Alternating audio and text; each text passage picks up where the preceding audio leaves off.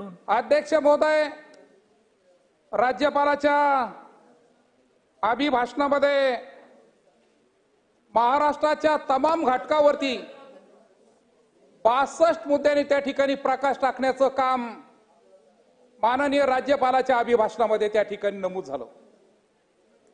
या ठिकाणी प्रामुख्याने मला एक गोष्ट नमूद करायची आहे की महाराष्ट्रामध्ये महाराष्ट्राचे माजी मुख्यमंत्री आणि सध्याचे उपमुख्यमंत्री आदरणीय एकनाथरावजी शिंदे साहेब, महाराष्ट्राचे मुख्यमंत्री आदरणीय फडणवीस साहेब आणि उपमुख्यमंत्री अजितदादा पवार साहेब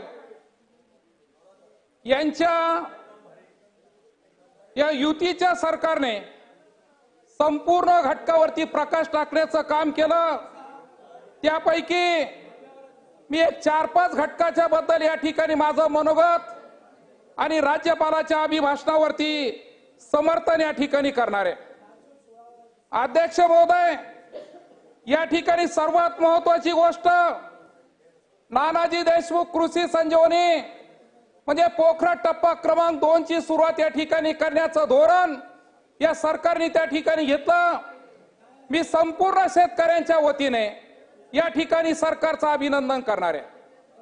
अध्यक्ष महोदय, ही पोखरा योजना अशी योजना आहे का शेतकऱ्यांचं वेगवेगळ्या भागावरती त्या ठिकाणी विकास साधण्याचं काम या पोखरा योजनेमधून त्या ठिकाणी करण्याचं धोरण या ठिकाणी सरकार घेत आहे। आणि म्हणून या पोखरामध्ये अवजार बँक असू द्या, शेततळे असू द्या, शेत नेट असू द्या, अशा वेगवेगळ्या मार्गाने शेतीचा विकास कशा पद्धतीने साधला जाईल हे काम हे सरकार त्या ठिकाणी करणार आहे। आणि म्हणून मी शेतकऱ्यांच्या वतीने या ठिकाणी खऱ्या अर्थाने अभिनंदन करील। अध्यक्ष महोदय, मागेल त्याला सौर पंप योजनेअंतर्गत 3,12,000 शेतकऱ्यांना कृषी पंप देण्याचं काम या सरकारने त्या ठिकाणी केलं। खरं तर मी सांगेल का जर शेतकरी म्हणून जर आपण जर पाहिलं तर रात्रीच्या वेळेस त्या ठिकाणी पाणी भरण्याची वेळ आमच्या तमाम शेतकऱ्यावरती त्या ठिकाणी येत होती, परंतु या सौर पंपमुळे त्या ठिकाणी आम्हाला दिवसा लाईट मिळणार आहे आणि खऱ्या अर्थाने मी शेतकऱ्यांच्या वतीने अभिनंदन करणार आहे। या ठिकाणी अध्यक्ष महोदय, महाराष्ट्र शासन मुख्यमंत्री आणि उपमुख्यमंत्री यांनी मुख्यमंत्री युवा प्रशिक्षण त्या ठिकाणी हाती घेतलं। 1,32,000 युवकांना प्रशिक्षणाची सोय त्या ठिकाणी मिळाली। अध्यक्ष महोदय, आज जर युवकांमध्ये जर पाहिलं तर अत्यंत आनंदाचं वातावरण त्या ठिकाणी झालं। 6 महिन्यामध्ये या लोकांना प्रशिक्षण मिळतंय, युवकांना प्रशिक्षण मिळतंय आणि त्या प्रशिक्षणाच्या जोरावरती नवीन नवीन कंपनीमध्ये जाण्याचं काम आमचा युवक त्या ठिकाणी करतोय। आणि म्हणून त्या बाबतीमध्ये सुद्धा मी या सरकारचं अभिनंदन करणार आहे। अध्यक्ष महोदय, गेल्या अनेक वर्षापासून अंगणवाडीमध्ये त्या ठिकाणी खूप रिक्त पद होते, परंतु शासन आलं आणि या शासनाने पहिलं जर काम जर अंगणवाडीचं जर केलं असेल तर जवळजवळ 18,000 अंगणवाडी सेविका असेल, मदतनीस असेल, यांचे पद भरण्याचं काम त्या ठिकाणी केलं। आणि म्हणून मी तमाम ग्रामीण भागाच्या वतीने अंगणवाडीचे 18,000 पद भरले। मी या सरकारचं त्या ठिकाणी अभिनंदन करणार आहे। अध्यक्ष महोदय, प्रधानमंत्री आवास योजनेच्या बाबतीमध्ये या ठिकाणी आपण गेल्या महिन्यामध्ये कार्यक्रम घेतला आणि त्या कार्यक्रमाअंतर्गत दुसऱ्या टप्प्यामध्ये 16,81,000 प्रधानमंत्री आवास योजनेची घोषणा जाहीर केली।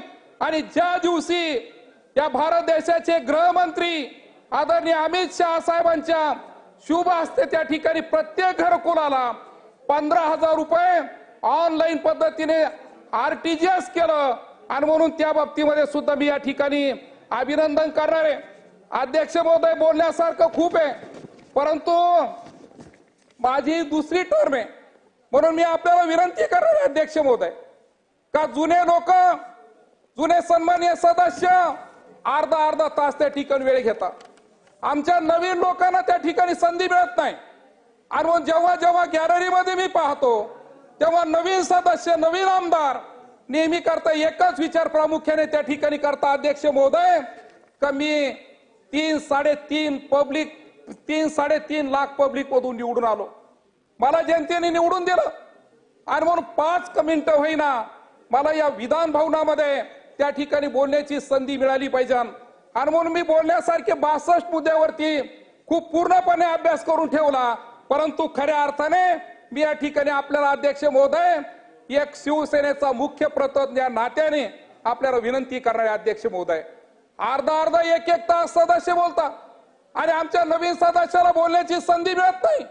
आणि म्हणून 5 मिनिटं का होईना नवीन सदस्याला त्या ठिकाणी संधी द्यावी. आणि म्हणून मी या ठिकाणी पाठीमागं पाहत होतो. मी त्यांना सांगितलं मी माझा वेळ कमी करतो कारण माझी सेकंड टर्म आहे. परंतु नवीन सदस्याला 5 मिनिटं वेळ द्यावी. आणि म्हणून अधिक वेळ या ठिकाणी घेणार नाही. परंतु प्रामुख्याने या ठिकाणी विनंती करणारे आदरणीय आमचे नेते एकनाथरावजी शिंदे साहेब असू द्या, फडणवीस साहेब असू द्या, अजितदादा असू द्या, यांच्या कार्यकाळामध्ये मागील 2.5 वर्ष अत्यंत चांगलं काम झालं. प्रत्येक घटकाचा विकास व्हावं, प्रत्येक घटकाला लाभ मिळावं आणि तळागाळातल्या तमाम लोकांना त्या ठिकाणी लाभ मिळावं हे धोरण त्यांनी त्या ठिकाणी हाती घेतलं. आणि हे संपूर्ण 61 पॉइंटने राज्यपालाच्या अभिभाषणामध्ये ते नमूद केलेलं आहे. आणि म्हणून मी अधिक वेळ या ठिकाणी घेणार नाही. मी खऱ्या अर्थाने या ठिकाणी राज्यपालाचं जे अभिभाषण आहे त्यावरती अभिनंदनाचा ठराव या ठिकाणी मांडतो आणि माझे विचार या ठिकाणी संपवतो. जय हिंद, जय महाराष्ट्र, जय हरी.